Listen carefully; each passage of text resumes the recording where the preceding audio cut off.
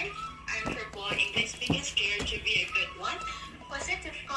So, ayun mga susmars, welcome back ulit sa ating YouTube channel. So, for today's video and content, another unboxing na naman tayo ng isang Android phone. So, we have here Vivo Y04S. So, marami tayong na-unbox na Vivo dito sa ating YouTube channel. And this is 4GB of RAM with 256GB of ROM. So, 6,000 mAh battery capacity, ayan, IP64 dust and water resistant. 10 times high intensity flashlight. Okay. Color that we have is green. If you want to consider buying this Android phone mga susmars, you just have to click the yellow basket down below. Mas mura niyo po siyang mabibili if gagamitin nyo yung product natin na nakalink dito sa ating video. So, kasi may exclusive voucher lang na binibigay si Shopee sa ating YouTube channel. Okay? So, check na natin. Okay?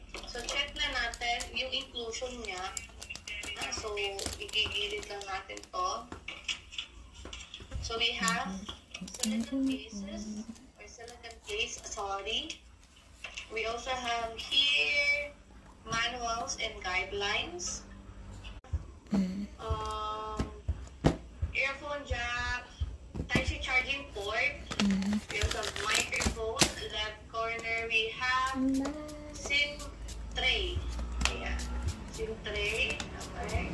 So, upper corner, we have speaker wheels. And this is I think this is a notch display. Feel ko notch siya. Ayan. So, this is a notch display. Okay, check na natin agad yung tingin camera module in 3, 2, 1. Okay.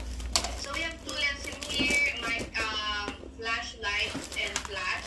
And Vivo branding. And this is the color that we have matte finish.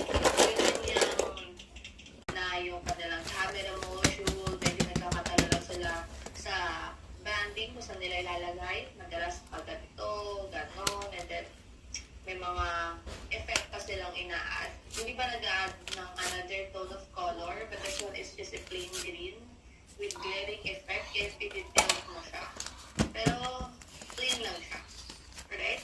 So, open na natin ito mga susmars. I-set up ko ito real quick. Balikan ko po kayo.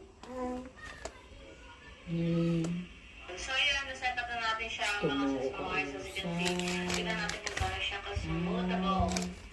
Smoothable, hindi. Okay. So, ayan.